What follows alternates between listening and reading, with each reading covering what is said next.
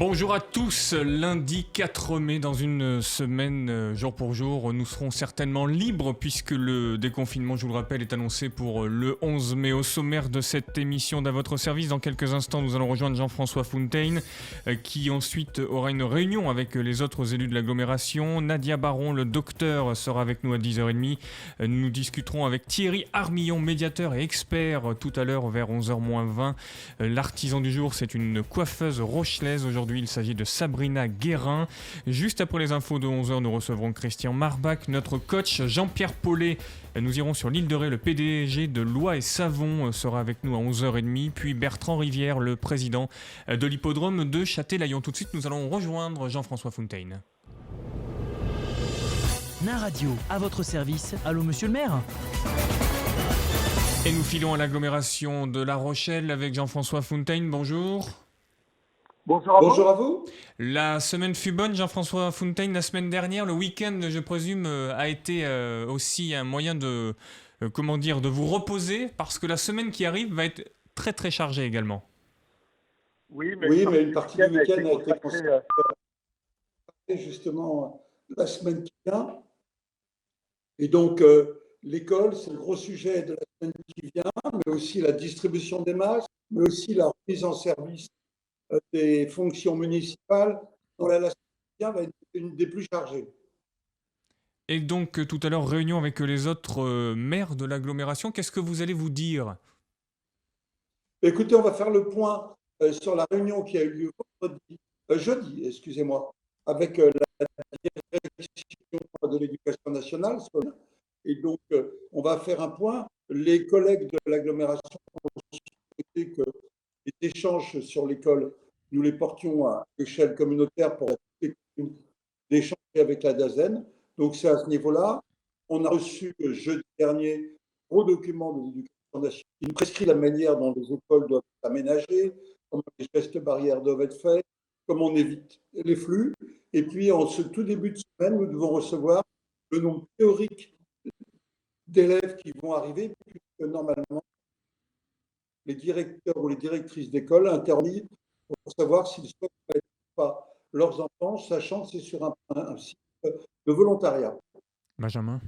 On a vu un dernier sondage sur le plan national, 30% seulement des parents d'élèves qui comptent remettre leurs enfants à l'école. Alors, il faudrait voir les chiffres exacts de ce même sondage à La Rochelle, mais vous comprenez cette inquiétude des parents, Jean-François Fountaine ? Je la comprends forcément, mais il faut bien voir que la France est un peu en deux. Il y a la zone rouge dans laquelle le virus sévit encore de manière élevée, et là je comprends fort bien la réticence des zones vertes dans lesquelles nous sommes, dans lesquelles je peux vraiment dire aux familles que les conditions de mise en œuvre de la rentrée sont le plus élevées possible en termes de sécurité sanitaire. En milieu de semaine, j'irai me rendre dans une des écoles, le point, plusieurs écoles, et j'irai notamment, je proposerai aux membres du comité médical qui nous accompagne de m'accompagner. Et bien évidemment, vous parliez de la distribution des masques. On le rappelle, les enfants n'auront pas de masque dans les écoles rochelaises. Oui, absolument, mais comme dans toutes les écoles de France, en dessous de 10 ans, les médecins nous disent que ce n'est pas vraiment nécessaire, c'est plutôt une gêne. Par contre, s'il n'y a pas de masque, il y aura quand même des mesures de distanciation entre les tables, des mesures de distanciation à la cantine, de faire que les enfants d'un groupe ne puissent pas croiser un autre groupe. Donc, il y a quand même beaucoup de mesures qui sont mises en œuvre. Benjamin ? On voit aussi le cahier des charges pour les entreprises avec quand même pas mal de contraintes pour la reprise du travail, notamment dans les open space. Comment on va faire pour vérifier tout ça, Jean-François Fountaine, notamment à La Rochelle? Ça sera plus sur, là aussi, sur la base de la bonne attitude de chaque entrepreneur, ou il y aura des contrôles? Alors oui, mais ce n'est pas à nous qui le faisons. L'inspection du travail est un corps de l'État. Nous avons déjà à mettre en œuvre cette politique de protection pour nos propres agents. Je rappelle qu'il y a 2500 agents à la ville, à l'agglomération. Et donc, nous devons aménager nos propres locaux pour que, justement, ces questions soient plutôt bien résolues. Avec la poursuite du télétravail, elle est importante, là où c'est possible, mais il y a de nombreux mais possibles. Et puis, on a un autre souci. éviter d'avoir un engorgement sur les routes, parce qu'il est évident qu'une reprise progressive, eh bien, on voit bien que ne prendront pas tous le bus comme ils le prenaient auparavant. Et donc, ceux qui prenaient le bus, on va sûrement les retrouver sur la route. Donc, on va essayer de mettre en place plusieurs mesures en parallèle. Des mesures qui visent à faire que les rentrées soient graduées, que les reprises, il n'y a pas l'horaire intangible, mais un horaire plus gradué pour les salariés. Et le deuxième volet, nous allons mettre en place des pistes cyclables temporaires pour renforcer l'offre de vélos. Ça, on va l'examiner cette semaine avec nos collègues, c'est d'avoir une rentrée lycée. Je peux vous dire que ce qu'on appelle le plan de reprise, le PRA, dans une collectivité, c'est un travail important. Il faut permettre à chaque salarié de venir dans bonnes conditions sanitaires. Et rien qu'à l'échelle d'une ville comme La Rochelle, c'est important.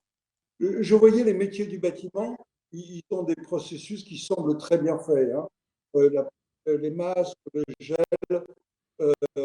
pas d'entreprise simultanément chantier, me semble plutôt bien réalisé. Autre question et interrogation, Jean-François Fontaine, concernant les mesures économiques que vous avez décidé de prendre pour venir en aide aux entreprises de notre territoire. Ça avance bien ou vous avez déjà débloqué des enveloppes? Comment ça se passe sur ce côté-là? Alors, ça se passe que nous avons déjà reçu de l'entreprise. Une centaine étaient pleinement recevables, donc elles vont vite avec un jury qu'on a constitué à l'issue de notre bureau communautaire de la semaine dernière. Et puis, d'autres vont nous amener à faire des modifications sur nos règlements. Pour l'illustrer, par exemple, nous avons une aide spéciale pour les entreprises créées en 2020. Eh bien, on va modifier le règlement, on va prendre en considération les entreprises créées en 2019 et dont l'activité a réellement démarré. Et on est en train d'affiner le règlement pour qu'un maximum d'entreprises puissent bénéficier de ce dispositif. En tout cas, merci beaucoup. Quels vont être les gros points chauds pour vous cette semaine, Jean-François Fontaine? La rentrée scolaire, évidemment, puisque c'est une mobilisation considérable sur toutes les écoles rochelaises. Le deuxième point chaud, mais qui va bien se résoudre, c'est la distribution des masques. Il y a un nombre d'appels considérable, même dans le week-end, et de réservations sur Internet pour la distribution des masques qui viennent de notre propre équipe et des masques qui nous seront offerts cette semaine par le conseil départemental. Et puis, c'est le plan d'activité pour permettre tous nos services d'édition et tous les services qui ça peut être bientôt les permis de construire, c'est le fonctionnement des déchetteries, c'est l'état civil, c'est tous les services qu'une ville et une agglomération apportent à leurs. En tout cas, merci beaucoup. Bonne journée de lundi avec le retour du Bonne soleil. journée à vous aussi, ça fait plaisir. Merci, Monsieur Fontaine.